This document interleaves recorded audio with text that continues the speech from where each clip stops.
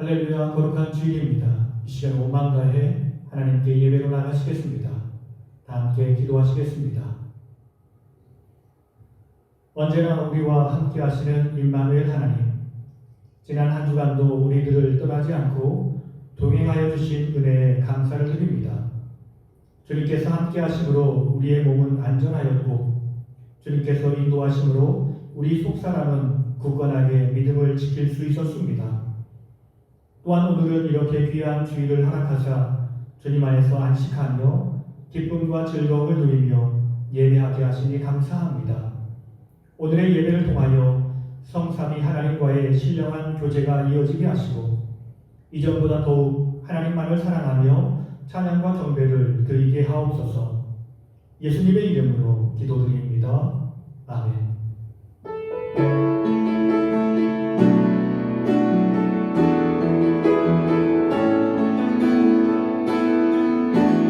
아버지 사랑 내가 노래해,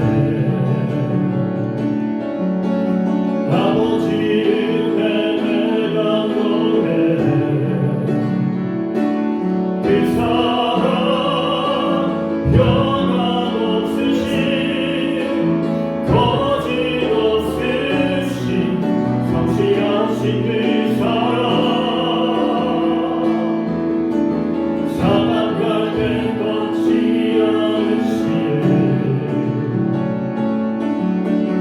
꺼져가는 끈들 끄지 않는 그 사랑, 변함없으신 거짓없으신 성실하신 그 사랑,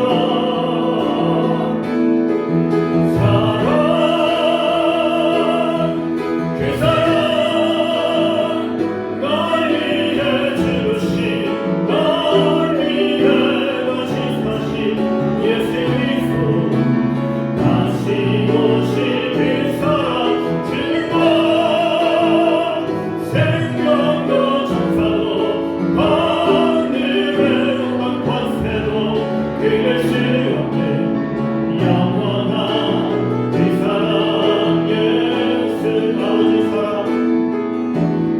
아버지 사랑 내가 노래해,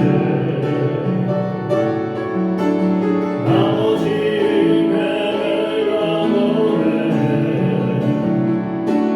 그 사랑 변함없으신 거짓없으신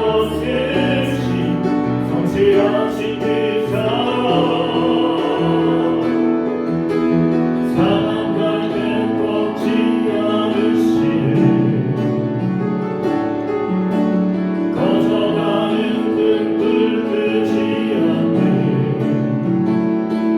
그 사랑 변함없으신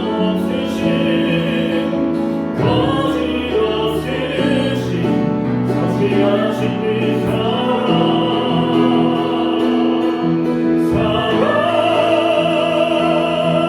그 사랑, 널 위해 죽으신 널 위해 다시 사신 예수 그리스도, 다시 오실 그 사랑, 증거 생명과 찬사도 하늘의 모든 권세도 그를 시험해 영원한 그 사랑, 그 사랑, 그 사랑, 널 위해 죽으신 널 위해 다시 사신 예수 그리스도, 다시 오실 그 사랑, 증거 생명과 찬사도 하늘의 어떤 권세도 그를 시험해 영원한 그 사랑, 예수 영원한 그 사랑, 예수. 그래서 주님께서 우리를 죽기까지 사랑하셨습니다. 우리의 모든 죄를 사하시기 위해서 주님이 죽으셨습니다. 우리 한 주간 동안 지어진 모든 죄악을 예수 그리스도의 보혈의 능력 앞에 십자가의 의미 앞에 고백하며 나가시겠습니다. 다 같이 기도하시겠습니다.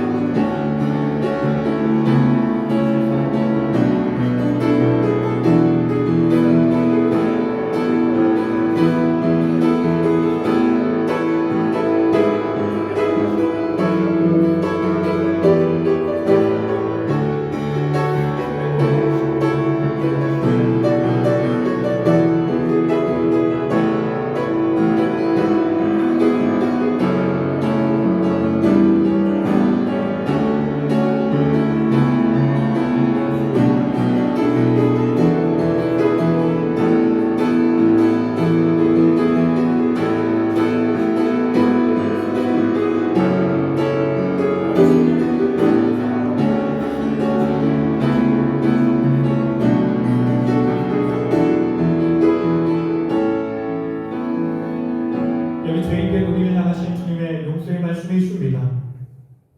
내가 그들의 반역을 고치고 기쁘게 그들을 사랑하리니 나의 진노가 그에게서 떠났음이니라. 주님께서 모든 죄를 용서하셨고 우리를 기쁘게 받아주셨습니다. 힘차게 기쁘게 찬양하며 나가시겠습니다.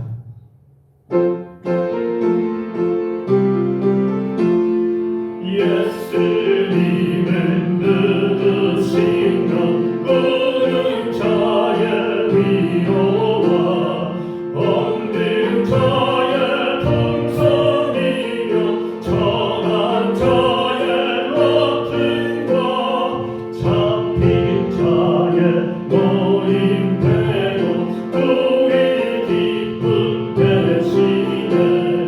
예수님은 누구신가 약한 자의 강함과 눈먼 자의 빛이시며 병든 자의 고침과 죽은 자의 부활되고 우리 생명 되시네. 예수님은 누구신가 주한 자의 전함과 죽은 자의 생명이며 죄인들의 증거와 멸망 자의 구원되고 우리 평화 되시네. 예수님은 누구신가 온 교회의 온 세상의 구주시며 모든 왕의 왕이요 심판하실 주님 되고 우리 영광 되시네. 아멘. 교동문 57번 시편 130편의 말씀입니다. 여호와여 내가 깊은 곳에서 주께 부르짖었나이다. 주여 내 소리를 들으시며 나의 부르짖는 소리에 귀를 기울이소서. 여호와여 주께서 죄악을 지켜보실진대 주여 누가 서리이까. 그러나 사유하심이 주께 있음은 주를 경외하게 하심이니이다. 나 곧 내 영혼은 여호와를 기다리며 나는 주의 말씀을 바라는도다. 파수꾼이 아침을 기다림보다 내 영혼이 주를 더 기다리나니 참으로 파수꾼이 아침을 기다림보다 더하도다. 이스라엘아 여호와를 바랄지어다. 여호와께서는 인자하심과 풍성한 속량이 있음이라. 그가 이스라엘을 그의 모든 죄악에서 속량하시리로다. 아멘. 나는 전능하신 아버지 하나님 천지의 창조주를 믿습니다. 나는 그의 유일하신 아들 우리 주 예수 그리스도를 믿습니다. 그는 성령으로 잉태되어 동정녀 마리아에게서 나시고 본디오 빌라도에게 고난을 받아 십자가에 못 박혀 죽으시고 장사된 지 사흘 만에 죽은 자 가운데서 다시 살아나셨으며 하늘에 오르시어 전능하신 아버지 하나님 우편에 앉아 계시다가 거기로부터 살아있는 자와 죽은 자를 심판하러 오십니다. 나는 성령을 믿으며 거룩한 공교회와 성도의 교제와 죄를 용서받는 것과 몸의 부활과 영생을 믿습니다. 아멘. 이 시간 예배를 위해서 기도하며 나갈 텐데 하나님, 우리가 온 마음 다해 주님을 예배하기 원합니다. 주님을 찬양하며 경배하며 우리의 모든 삶을 통해 주님께 영광 돌리기 원합니다. 우리의 모든 영광을 받아주시옵소서. 또한 우리에게 말씀하여 주시어서 우리가 말씀을 통해 새롭게 결단하는 복된 시간 되게 없어서 믿음의 도전자들에게 주의 놀라운 능력과 은혜로 베풀어 주시어서 삶의 모든 위기에서 구원받고 기쁨을 누릴 수 있도록 이끌어 주시옵소서. 예배를 위해서, 공동체를 위해서 힘차게 기도해 나가시겠습니다.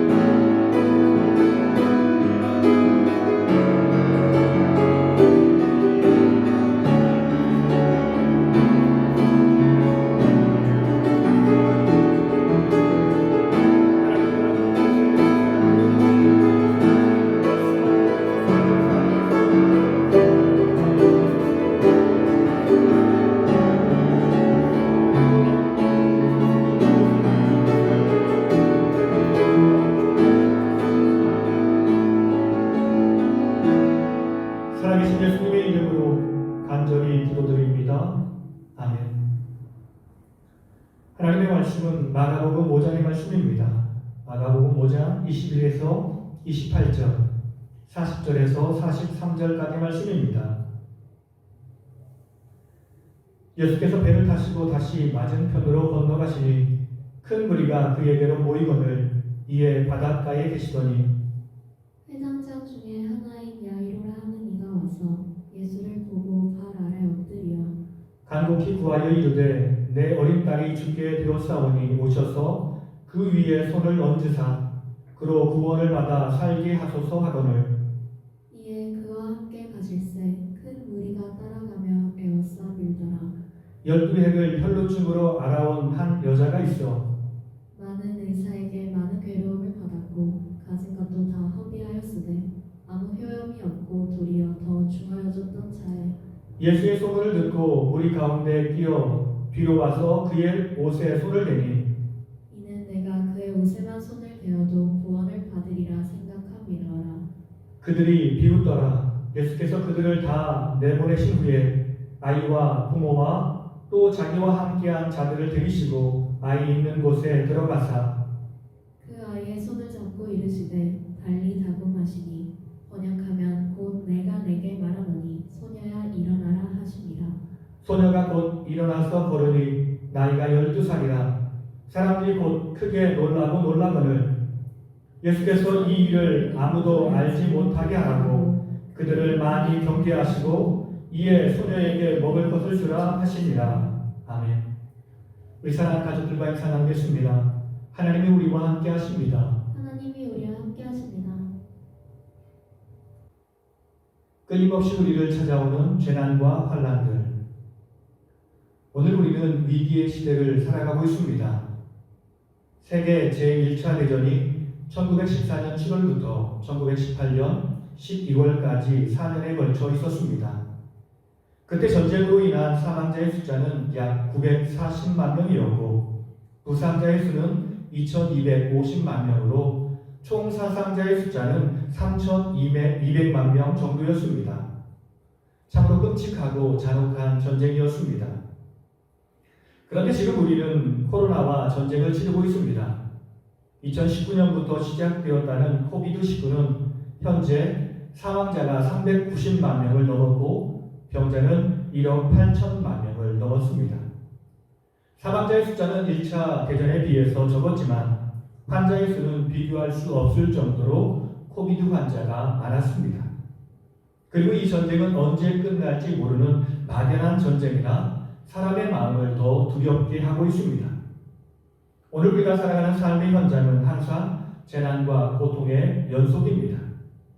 오늘 시대만 그랬던 것이 아니라 옛날에도 많은 고통과 고난의 연속이었습니다. 어찌 보면 우리가 살아가는 이 세상에서 전쟁이나 환난의 고통은 끊이지 않고 이어질 것입니다. 오늘 우리는 마가복음을 살펴볼 텐데요. 마가복음의 시대에도 많은 고통과 환난이 있었습니다. 마가복음의 시대적 배경. 로마 시대에는 기독교에 대한 박해가 여러 차례 있었습니다. 그 첫 번째 박해자는 우리가 너무 잘 알고 있는 네로 황제였습니다. 네로를 생각하면서 우리가 기억해야 하는 연도는 주후 64년입니다. 64년 7월 19일 로마에 대화재가 일어났습니다.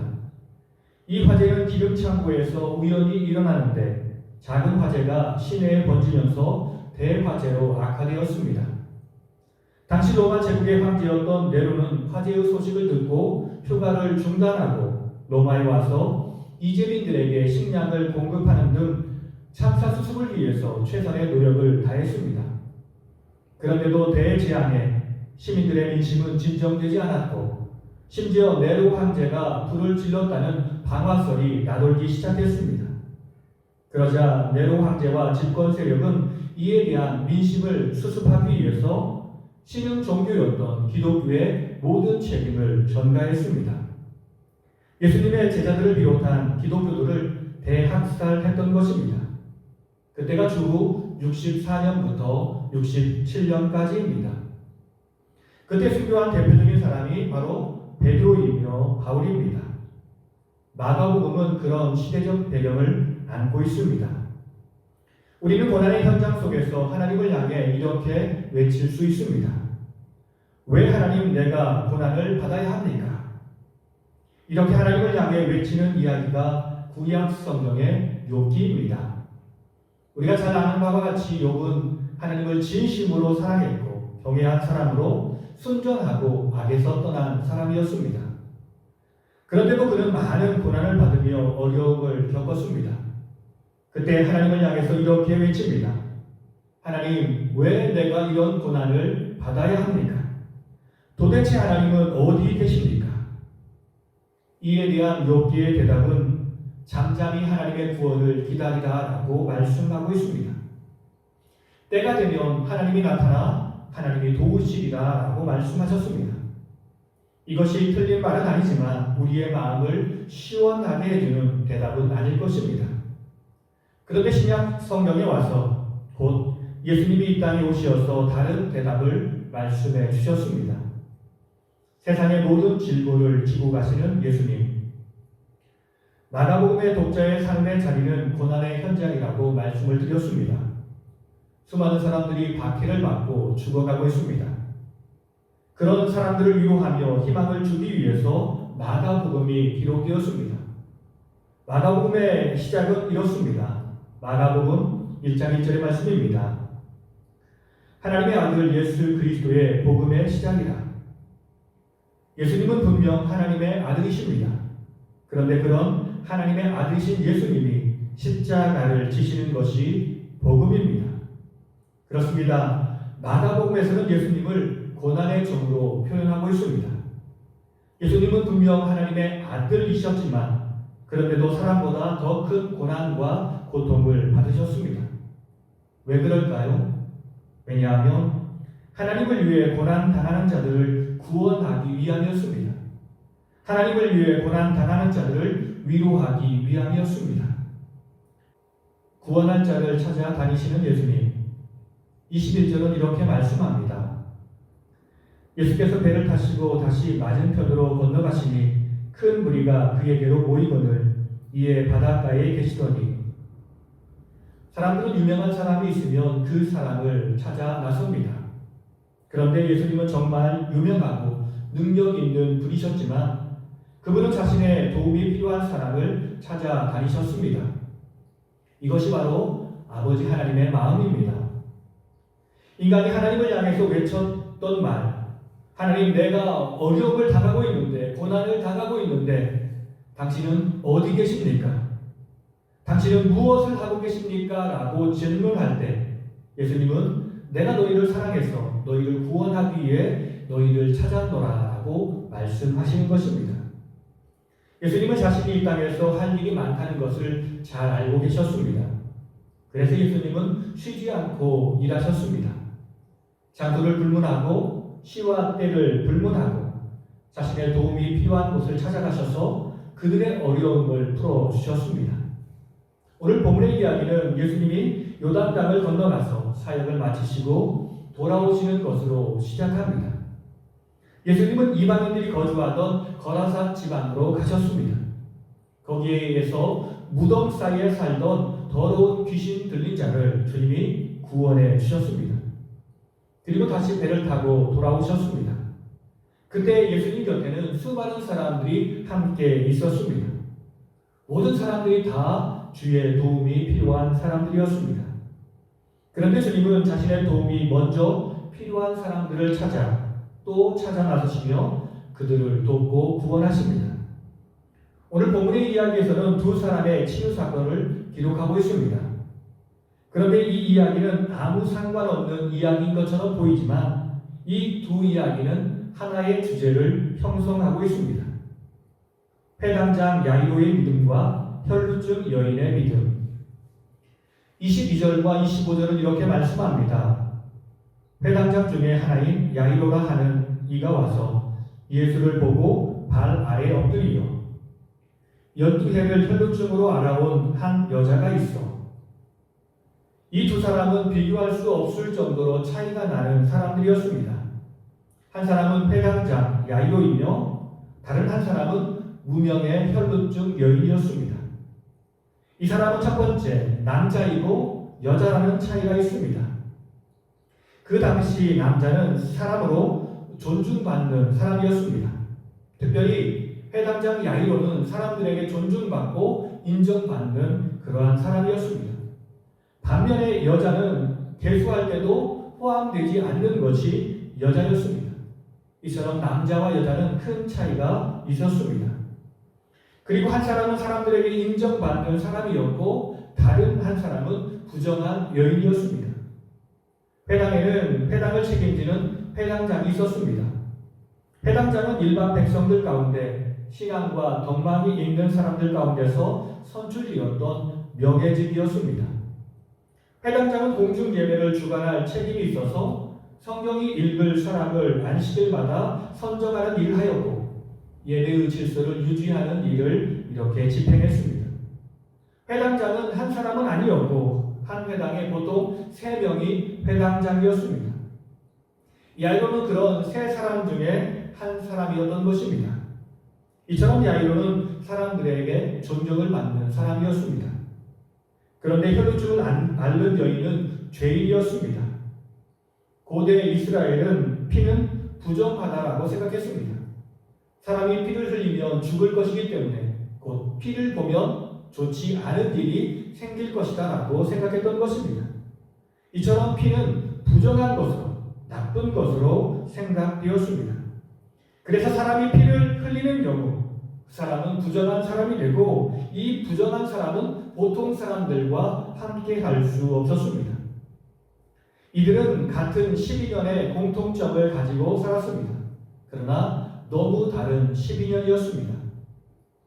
42절과 25절은 이렇게 말씀합니다. 소녀가 곧 일어나서 걸으니 나이가 12살이라 사람들이 곧 크게 놀라고 놀라거늘. 25절은 12해를 혈루증으로 알아온 한 여자가 있어. 마가복음의 저자는 예수님의 두 치유 사건을 같이 기록하면서 회당장 야이로의 딸과 혈루증 앓는 여인을 비교하며 설명합니다. 소녀의 나이는 12살, 혈루증의 여인은 12년 동안 앓았다라고 표현하고 있습니다. 우리가 일반적으로 생각해보면 회당장 야이로의 딸은 12년 동안 살면서 항상 행복하고 항상 기쁜 삶을 살았을 것입니다.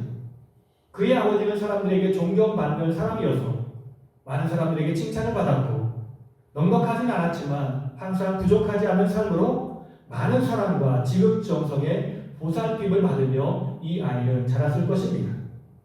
반면에 혈루증을 앓는 여인은 12년, 그 12년 동안 앓는 기간은 지옥과 같은 세월이었습니다. 26절은 이렇게 말씀합니다.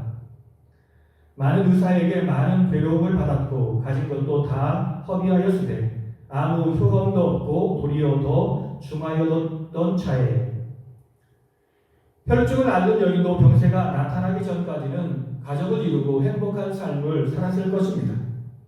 그런데 문제는 병세가 나타나기 시작하면서부터 그녀의 인생은 꼬이기 시작했습니다. 부인병을 고치기 위해서 여러 의사를 찾아보았습니다. 어떤 의사는 못 고친다라고 직접적으로 이야기를 합니다. 반면에 어떤 의사는 고칠 수 있다라고 말하는 사람들도 있었습니다. 그때 그 여인은 희망을 안았고 그리고 점점 나아지기를 위해서 기도하고 열심히 치료를 받았습니다. 그러나 그녀의 육체는 회복되지 않았습니다. 이런 일이 반복되며 12년을 살아왔습니다. 남편도 떠나고 가족들도 떠나고 자기가 가진 모든 재산도 다 잃어버렸습니다. 병세는 점차 악화되었습니다. 사람들은 자기를 부정한 죄인이라 여기며 함께하려 하지 않습니다. 사람들과 강제적으로 격리해야 했습니다. 이로 말미암아 이 여인은 마음도 점점 병들어가고 있었습니다. 실망하여 인생을 포기하고 싶다라는 감정이 하루에도 몇 번씩 들었는지 모릅니다. 똑같은 12년이지만 너무나 다른 인생을 살아왔던 것입니다. 이처럼 많은 사람은 전혀 다른 삶을 살아가고 있습니다. 외형적으로 다른 사람, 다른 사람의 인정을 받는 사람들도 있고 다른 사람의 인정을 받지 못하는 사람들도 있습니다. 부자로 살아가는 사람들도 있고 가난하게 살아가는 사람들도 있습니다. 그런데도 모든 사람이 자신의 인생에서 크나큰 고민을 안고 살아가고 있다는 공통점이 있습니다. 자신의 노력으로 해결할 수 없는 일이 있다는 공통점이 있습니다. 보이는 문제에 집중하며 방황하는 무리들. 21절은 이렇게 말씀합니다. 예수께서 배를 타시고 다시 맞은편으로 건너가시니 큰 무리가 그에게로 모이거늘 이에 바닷가에 계시더니 예수님 곁에는 항상 많은 사람들이 모였습니다. 왜냐하면 이렇게 모인 사람들 모두 다 인생의 어려움을 안고 사는 사람들이었습니다. 왜 우리의 인생에는 어려움이 있고 환란이 있고 고난이 있을까요? 건강하면 좋고 부자가 되면 좋고 성공하면 좋을 텐데 왜 우리는 병들고 가난해지며 실패하며 힘들어할까요? 하나님은 분명 우리의 아버지시며 우리에게 좋은 것을 주시길 원하시는 분이십니다. 그러나 이 모든 것이 우리의 연약함과 부지함 때문에 일어난 일들입니다. 그런데 하나님께서 이 일을 통해 우리에게 원하시는 것은 다시 한번 흩어졌던 우리의 마음을 모으고 오직 주님만 바라보며 주님을 의지하길 원하십니다. 그런데 사람들은 이런 주님의 마음을 알지 못한 채 문제에만 집중하며 사는 경향이 있습니다. 사실 사람이 당하는 문제는 본인에게는 참으로 크고 어려운 짐입니다. 그렇다면 이런 큰 문제를 당할 때 우리는 어떻게 해야 할까요? 그것은 주님을 의지하는 일입니다. 주님을 바라보아야 합니다. 왜냐하면 우리가 그 문제에 집중한다 할지라도 그 문제를 해결할 수 있는 힘과 능력이 없기 때문에 그렇습니다. 그런데 대부분의 사람은 보이는 문제에만 집중합니다. 이런 사람은 자신의 인생에서 어떤 일이 주어진다 할지라도 하나님의 뜻을 발견하지 못할 사람들입니다. 이런 사람은 처음에는 예수님이 좋다고 이야기하고 그분이 훌륭한 지도자라고 이야기를 합니다. 그러나 나중에 다른 사람이 예수님을 향해 비난할 때 그들은 예수님을 향한 믿음을 돌이키고 똑같이 예수님을 비난할 사람들입니다. 그렇습니다. 이런 사람들이 예수님이 종교 지도자들에 의해 모욕을 당하시고 로마 병정들의 고난을 당하실 때 예수님 앞에서 앞장서서 예수님을 부인했던 사람들입니다. 권력자들이 핍박하며 예수 믿는 자들을 처형할 때 그들은 이런 환난을 피하려고 주님을 부인했고 세상으로 돌아간 사람들이었습니다. 참으로 안타까운 사람들입니다. 우리가 세상을 보면 이런 사람이 세상의 권력을 잡기도 하고 또한 종교 지도자로 세워지기도 합니다. 참으로 안타까운 현실이 아닐 수 없습니다. 이런 곳에는 희망이 없습니다. 자기를 의지하며 자기를 자랑하는 사람에게는 희망이 없습니다. 그러나 세상에는 이런 사람들만 있는 것이 아닙니다. 자신의 문제를 가지고 하나님께 나아가 믿음으로 하나님께 매달리는 사람들도 있습니다. 주님이 나를 사랑하시어서 나를 향해 다가오고 계심을 믿고 주님께 나아가는 사람들도 있습니다. 바로 우리가 그런 사람들이 되어야 합니다. 믿음으로 주를 향해 달려나간 사람들. 우리는 예수님이 하나님의 아들이심을 믿어야 합니다. 회당장 야이로는 예수님의 능력을 잘 알았습니다. 23절은 이렇게 말씀합니다. 간곡히 구하여 이르되 내 어린 딸이 죽게 되었사오니 오셔서 그 위에 손을 얹으사 그로 구원을 받아 살게 하소서 하거늘. 회당장 야이로는 자기 딸이 병들어 죽어가고 있었습니다. 그런데 예수님께 간구하기를 예수님께서 오셔서 그 아이의 몸에 손을 얹으면 그 아이가 낫겠다라고 고백하고 있습니다. 예수님이 보통 사람이라면 손만 얹는다고 어떻게 그 병자가 치유를 받을 수 있겠습니까? 절대 그럴 수 없습니다. 야이로는 예수님이 보통 인간과는 다른 특별한 존재임을 알았던 것입니다. 그렇기에 그는 예수님 앞에 꿇어 엎드렸습니다.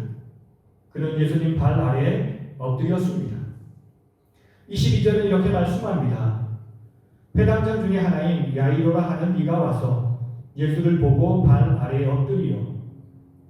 엎드린다라는 말은 동방박사들이 예수님께 표한 행동입니다.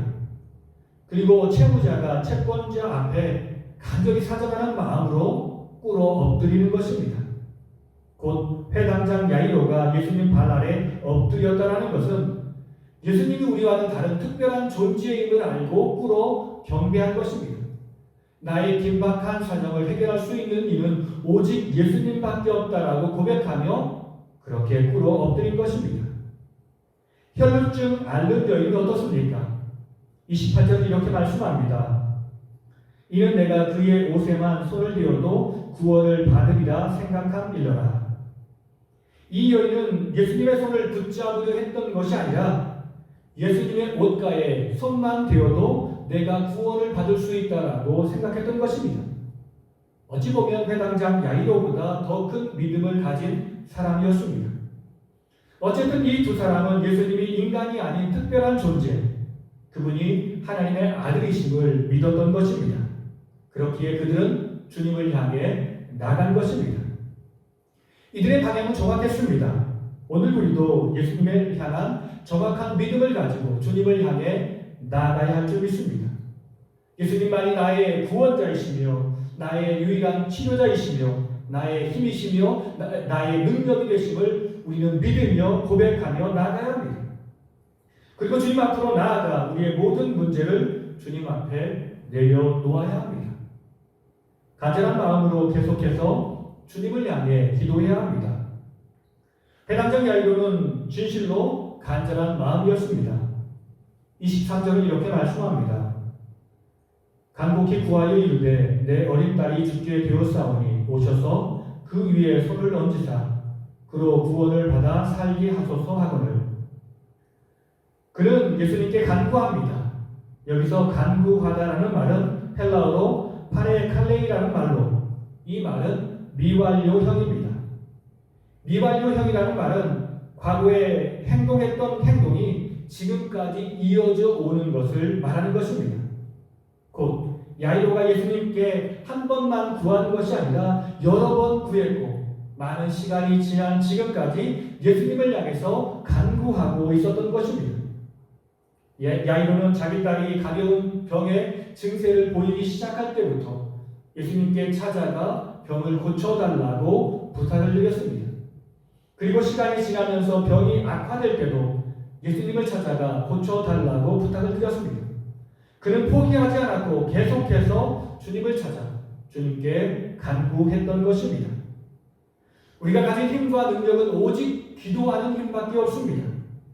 특별히 끊임없이 기도하는 힘, 이것이 바로 우리의 가장 큰 힘입니다. 그러므로 우리는 끊임없이 기도해야 합니다. 포기하지 말고 간절한 마음으로 주님께 기도해야 합니다. 주님이 우리의 기도를 들으시고 응답하실 때까지 우리는 기도해야 합니다. 주님은 신실하신 하나님이십니다. 주님은 우리에게서 주님을 향한 믿음을 보길 원하십니다. 죽으면 죽으리라는 믿음으로 나아가야 합니다. 회당장 야이로의 믿음이 끊임없는 기도였다면 혈루증을 앓는 여인의 믿음은 죽으면 죽으리라는 믿음이었습니다. 혈루증을 앓는 여인은 부정한 사람이었습니다. 부정한 사람이 보통 사람과 접촉하면 그 사람도 부정하게 되었습니다. 그러므로 부정한 사람은 보통 사람이 모인 자리에 나설 수 없었습니다. 혹시 보통 사람이 자기에게 가까이 온다면 나는 부정한 사람입니다 라고 소리를 질러서 그 사람이 자기의 곁에 오지 않게 해야 했습니다. 그렇게 하지 않는다면 사람들에게 맞아 죽을 수도 있었습니다. 특별히 성경은 이 여인이 예수님의 옷가에 손을 대었다라고 말씀하고 있습니다. 그런데 이것을 더 정확하게 표현하면 그것은 옷술입니다. 이스라엘 백성들은 자신들이 하나님의 말씀 따라 사는 백성임을 여러 가지 표식을 통해서 세상에 증거했습니다. 이마와 오른손에 말씀 상자인 테필린을 했으며 그들이 입는 옷가에 파란색 옷술을 달았습니다. 이 옷술은 이스라엘 백성들에게 참으로 중요한 것이었습니다. 이 옷술을 만질 수 있는 사람은 가족들밖에 없었습니다. 모르는 사람이 이것을 만지는 것은 상대를 모욕하는 것과 같은 행위였습니다. 여인은 이러한 사실을 알았습니다. 그런데도 예수님이 말씀 따라 행하시는 신실한 분이심을 알고 이 여인은 목숨을 걸고 죽으면 죽으리라는 믿음을 가지고 주님의 옷가를 만진 것입니다. 신앙의 힘은 바로 그런 것입니다. 당신은 예수님을 위해 죽을 수 있습니까? 저는 처음에 마가복음에 기록된 시대는 로마의 박해로 말미암아 많은 사람들이 순교하던 시대라고 말씀을 드렸습니다. 그때 우리에게 필요한 것은 죽으면 죽으리라는 믿음입니다. 자기 목숨을 사랑한 사람은 환난과 역경의 때에 포기하고 세상으로 돌아가게 될 것입니다. 내 기도에 하나님이 응답하시지 않고 내 뜻대로 일이 진행되지 않으면 중도에 포기하고 세상으로 나갈 것입니다. 그러나 참 신앙인들은 기도에 응답이 없어도 죽으면 죽으리라는 믿음으로 끝까지 주와 동행하는 사람이 되었습니다. 오늘 우리도 바로 그런 믿음을 가지고 주와 동행해야 하겠습니다. 죽으면 죽으리라는 믿음으로 주님 앞에 나아가야 합니다. 이것이 우리가 주님을 얼마나 믿고 사랑하는지를 표현하는 행동이기 때문입니다. 주님은 말씀하십니다. 나를 믿는 자는 죽어도 살겠고 살아서 나를 믿는 자는 영원히 죽지 아니하리라. 우리는 이 말씀을 믿고 주님을 쫓아가는 것입니다. 믿음으로 반응하면 우리는 반드시 승리하게 될 것입니다. 주님은 믿음으로 반응하는 사람들에게 크신 상을 베풀어 주십니다. 여인이 받은 상급이 무엇입니까? 수많은 사람 앞에서 높여지는 상급을 받았습니다. 주님은 많은 사람 사이를 지나가시다가 자신의 능력이 빠져나가는 것을 깨달으셨습니다. 그리고 제자들에게 묻습니다. 30절의 말씀입니다. 예수께서 그 능력이 자기에게서 나간 줄을 곧 스스로 아시고 무리 가운데서 돌이켜 말씀하시되 누가 내 옷에 손을 대었느냐 하시니 수많은 사람들이 예수님과 함께 있었습니다. 그래서 예수님의 몸에 닿는 사람이 많았습니다. 그러나 그 많은 사람 중에 어떤 사람도 예수님의 몸에서 능력이 나가도록 한 사람은 없었습니다. 오직 한 사람, 믿음으로 행한 혈루증 여인밖에 없었습니다. 예수님은 제자들에게 묻습니다. 누가 내 옷에 손을 대었느냐? 예수님이 몰라서 제자들에게 묻는 말씀이 아니었습니다. 수많은 사람 가운데서 믿음으로 행한 이 여인을 칭찬하기 위해 주님이 제자들에게 묻는 것입니다. 누구든지 온전한 믿음으로 주를 향해 나아가면 주님의 칭찬을 받을 수 있습니다. 34절의 말씀입니다. 예수께서 이르시되 따라 내 믿음이 너를 구원하였으니 평안히 가라. 내 병에서 놓여 건강할지어다. 예수님은 이 여인의 믿음이 이 중에 어떤 사람들보다 더 크다라고 말씀하셨습니다. 이 믿음이 너를 구원했다라고 말씀하셨습니다. 믿음은 구원을 이루고 믿음은 삶의 모든 문제를 해결해 줄 수 있습니다. 회당장 야이로도 마찬가지입니다. 야이로가 받은 상급이 무엇입니까? 사랑하는 딸이 다시 살아났습니다. 41절과 42절은 이렇게 말씀합니다. 그 아이의 손을 잡고 이르시되 달리다고 하시니 번역하면 곧 내가 내게 말하노니 소녀야 일어나라 하십니다. 소녀가 곧 일어나서 걸으니 나이가 12살이라 사람들이 곧 크게 놀라거늘. 그 문제가 질병의 문제이든 그 문제가 죽음의 문제이든 중요하지 않습니다. 믿음으로 반응하는 자에게 주님이 역사하시어서 병든 자를 치유하시고 죽은 자를 일으켜 세워주십니다. 문제는 우리의 온전한 믿음입니다. 믿음은 참으로 쉽고 단순한 것 같지만 아무나 가질 수 있는 것은 아닙니다. 왜냐하면 보통 사람은 복잡한 이 세상에서 너무 복잡하게 생각하기 때문에 그렇습니다. 39절과 40절은 이렇게 말씀합니다. 들어가서 그들에게 이르시되 너희가 어찌하여 떠들며 우느냐 이 아이가 죽은 것이 아니라 잔다 하시니 그들이 비웃더라. 예수님이 자신의 삶과 인격을 걸고 진실을 말씀하셨지만 그 이야기를 들은 사람들은 비웃었습니다. 자기 생각에는 전혀 가능성이 없다라고 생각했기 때문이었습니다. 우리가 살아가는 이 시대는 참으로 복잡한 세상입니다. 복잡한 문제들이 얽혀있고 상상할 수 없는 다양한 질병, 전염병이 세상을 지배하고 있습니다. 과학이 발달했음에도 불구하고 생명을 위협하는 여러 조건들이 우리를 위협하고 있습니다. 이럴 때일수록 우리는 주님을 바라보아야 합니다. 참 하나님이신 우리 주님 예수님을 바라보아야 합니다. 온전한 믿음으로 주님을 바라보아야 합니다. 그럴 때 주님은 우리에게 다가오시어서 우리의 삶의 모든 문제를 해결해 주실 것입니다. 주님은 진실로 우리를 사랑하십니다. 그리고 우리의 모든 문제를 해결해 주시길 원하시며 우리를 바라보고 계십니다. 이제 우리가 믿음으로 주님을 바라보고 믿음으로 주님 앞에 나아가 주의 은혜를 받을 시간입니다. 하나님께서 우리에게 베푸신 은혜를 모두 경험하고 항상 행복한 우리가 되기를 예수님의 이름으로 간절히 축원합니다. 다 함께 기도하시겠습니다. 부족하고 연약한 나를 사랑하시어 내 삶에 가까이 오셔서 나의 모든 삶을 만지시고 치유하시는 주님, 진심으로 감사드립니다. 주님 우리의 삶에 가까이 오셔서 우리의 모든 질고와 고통을 대신 지심에도 우리는 그 사실을 알지 못한 채 주님 없이 너무 힘겨운 삶을 살아왔습니다. 주여 우리에게 믿음의 눈을 주시어 주님이 행하시는 일을 보게 하옵소서. 그리고 우리를 사랑하신 주님을 향해 믿음으로 반응하며 나아가는 삶을 살게 하옵소서. 주여 나의 손을 꼭 붙들어 주시옵소서. 나를 사랑하시는 예수님의 이름으로 간절히 기도드립니다. 아멘. 찬양하시면서 준비한 예물 하나님께 올려드리겠습니다.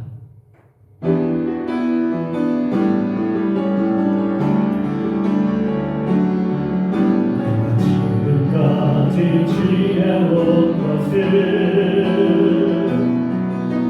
주의 은혜라 주의 은혜라 지금까지 지내온 것을 주의 은혜라 주의 은혜라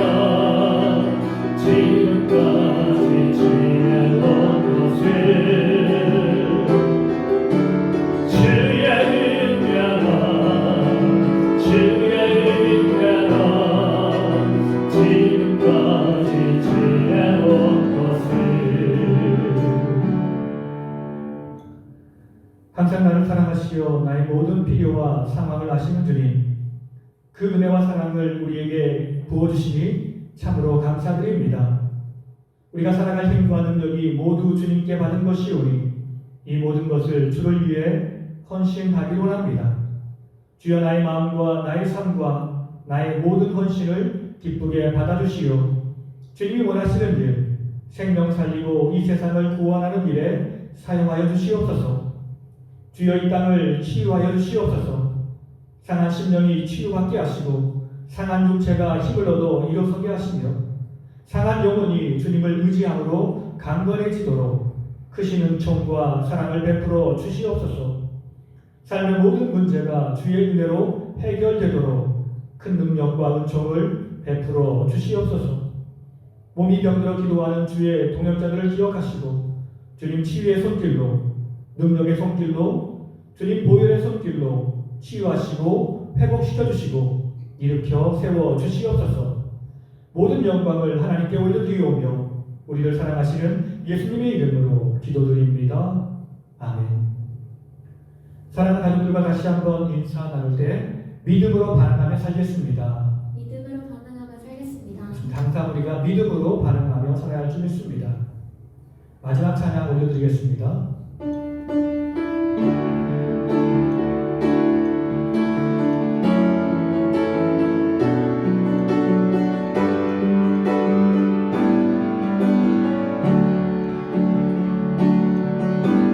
고단한 인생길 힘겨운 오늘도 예수 내 마음 아시네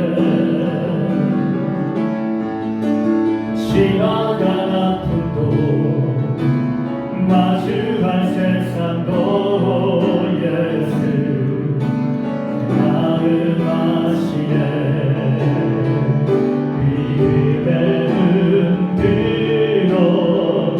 주를 보라 이 또한 지나가리라 주어진 내 삶의 시간 속에 주의 뜻 알게라 하루를 살아도 기쁨으로 가리 예수 함께 하시네 후회도 염려도 온전히 맡기리 예수 함께 하시네 믿음의 눈으로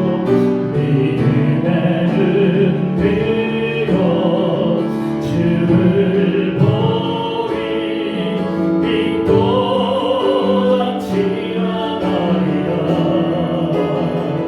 주어진 내 삶의 시간 속에 주의 뜻 알게 믿음의 눈으로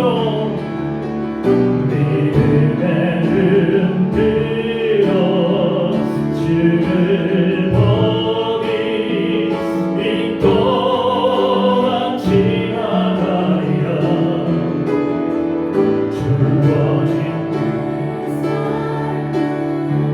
시간 속에 주의 뜻 알게 하소서. 지금은 우리 주 예수 그리스도의 은혜와 아버지 하나님의 무한하신 사랑과 성령님의 감화 감동 교통하심이 우리가 살아가는 삶의 현장이 고난의 연속이고 고통의 연속이라 할지라도 항상 우리와 함께 하시며 나에게 힘주시며 나에게 능력 주시는 예수 그리스도가 계심을 기억하며 믿음의 눈으로 주를 보길 원합니다. 주님을 의지하며 주와 동행하기를 원합니다. 기도하며 결단하며 삶의 현장으로 나가시는 사랑하는 성도님들과 가정과 자녀들의 삶 가운데 주님께서 핏값으로 세우신 우리 작은 시학교에 의해 이 땅에서 주를 예비한 모든 백성들과 이 땅을 살아가는 모든 백성들 위해 이제로부터 영원토록 함께 하시기를 간절히 축원하옵나이다. 아멘.